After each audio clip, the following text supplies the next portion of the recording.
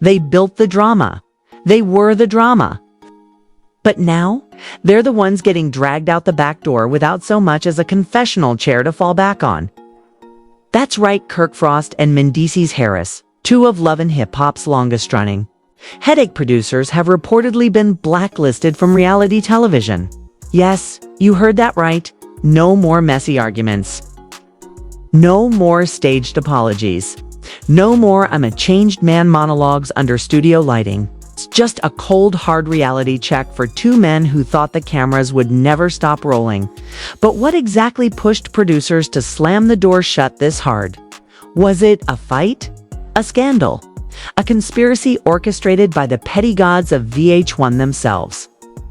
Or could it be that Kirk and Mendeecees finally became too toxic even for reality TV? Let that sink in. Too toxic for reality TV. So what really went down? Who snitched? Who threw the first punch?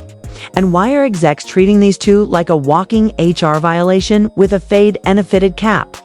Grab your popcorn, because we've got anonymous sources, explosive footage, and more mess than Mona Scott can edit out. Welcome to the blacklist nobody saw coming, but everyone's watching. It was supposed to be another day in the land of fake tears, forced friendships, and rented Lambos. But instead, VH1 producers got hit with a real-life disaster they couldn't even spin into a storyline. Kirk Frost and Mendeecees Harris going full Mortal Kombat. Backstage like it was a pay-per-view event. No scripts, no confessionals. Just two grown men fighting like their last check depended on it. And now they've both reportedly been blacklisted from reality TV altogether, not on pause. Not off the next season. We're talking black hole, permanent mute button, red stamped paperwork denazo. But let's rewind, because this mess didn't erupt out of nowhere. Oh no, this was seasoned beef, slow-cooked over years of passive-aggressive shade and unresolved ego bruises. For those of you who still believe Kirk is just that chill guy running Frost Bistro and Mendeecees is just a reformed ex-con trying to love his wife, please exit the fantasy. These two have been ticking time bombs with confessionals, and somebody finally lit the fuse. Insiders say the meltdown went down at a no cameras allowed taping ironic, considering the entire cast is made up of people who beg for camera time. Apparently, the goal was to have a mature, civil, behind-the-scenes meeting before the official reunion. Cute, except maturity left the building the moment Mendeecees allegedly told producers Kirk was, quote, an expired storyline with sideburns, and nothing to offer except recycled drama from 2013. Ooh, y'all. Kirk may be a lot of things, but irrelevant. In his mind, he built Love and Hip Hop with his bare hands and a few cheating scandals.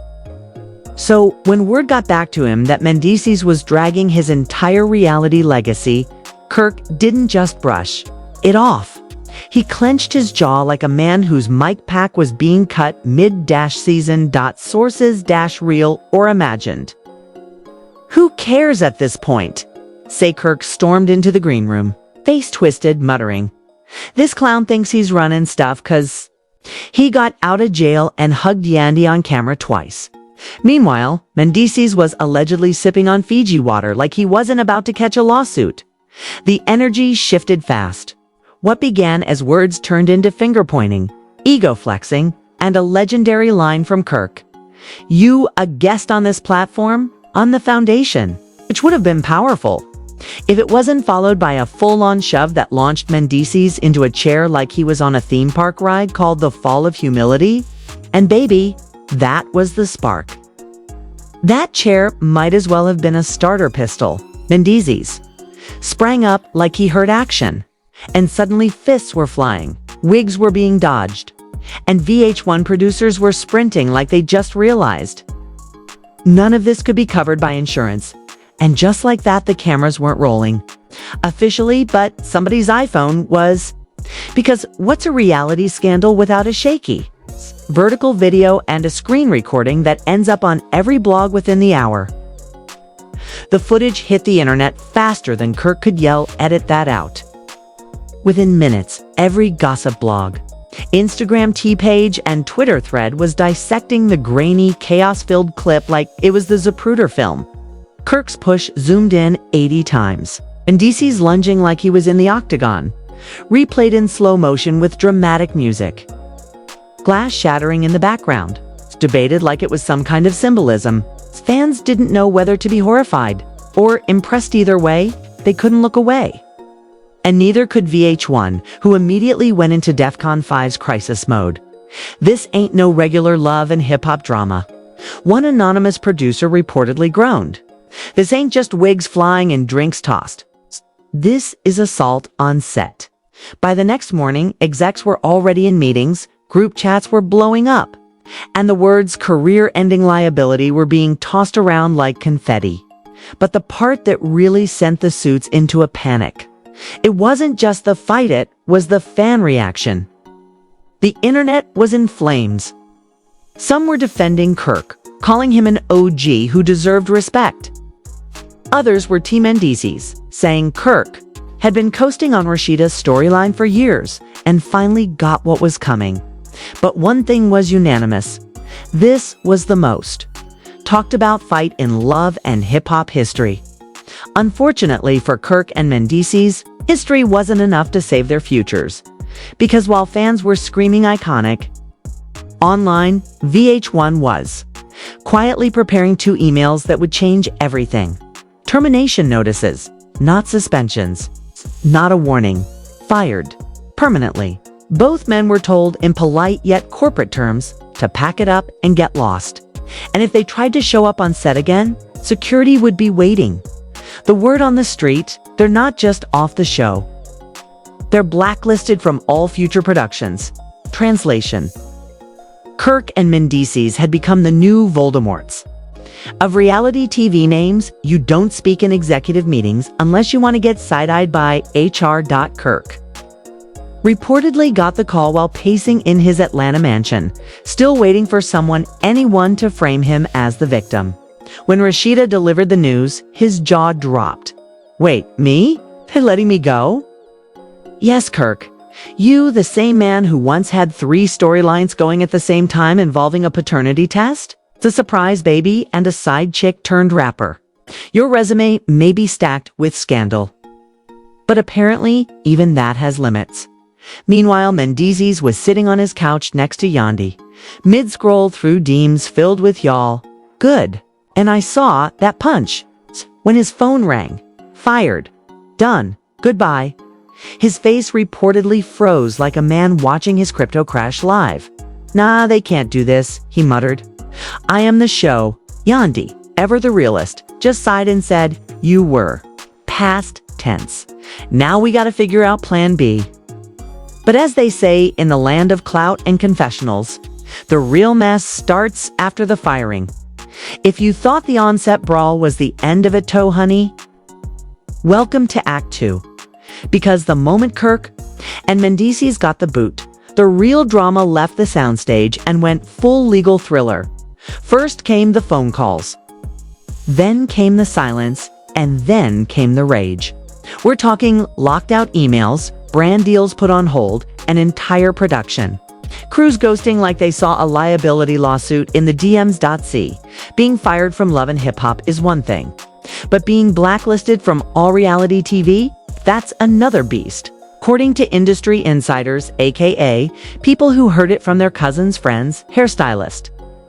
Major networks have declared the duo unbookable, too messy, too volatile, too risky. And let's be honest, a network that built its legacy on drink-throwing bans you for being too dangerous. You may need to sit with that. Gark naturally was not going down without a fight, or at least a strongly worded lawsuit. Word on the street is he's already lawyering up, demanding damages for career sabotage, emotional distress, and defamation of a reality TV icon. Yes, that's a direct quote. The man who once cheated on national television with a woman in a hot tub is now screaming about unfair portrayal. The irony is almost poetic. Meanwhile, Mendeecees had his own PR strategy, damage control, with a side of deflection. He hopped on IG Live looking serious, spiritual, and filtered. "I've been through worse," he said, while Yandi stood in the background looking like a PR hostage.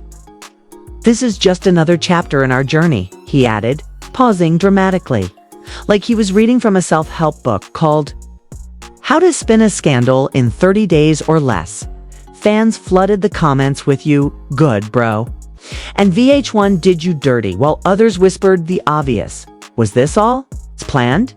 Because let's be real, nobody fumbles the bag this badly without turning it into a comeback.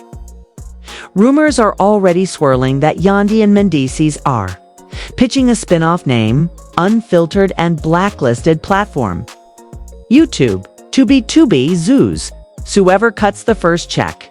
Kirk, too, isn't exactly sulking in silence. Word is, he's planning a rebrand. New podcast, restaurant expansion, maybe. Even a docuseries titled From Mike Packs to Mayhem, My Truth. But here's where it gets juicy. Some insiders believe this was never just about a fight, it was about power. Kirk and Mendeecees were allegedly demanding more money, more control, and fewer embarrassing edits. Producers said no, said make us. And well, they tried. With their fists, now they're out-tanned. The industry is watching. So, where does that leave us? Two reality TV legends turned cautionary tales. One planning lawsuits, the other manifesting vibes. Both locked out of the house they helped build. Now knocking on the doors of streaming platforms, hoping someone lets them back in. 'Cause in the wild world of unscripted drama, the only thing worse than being hated is being ignored. So, what do you think? Did Kirk and Mendeecees go too far? Or were they set up to fail by the very machine they made famous? Should they get a second chance? Or is this the reality check they never saw coming? Drop your thoughts in the comments, hit that subscribe button, and stay locked in because this scandal is far from over.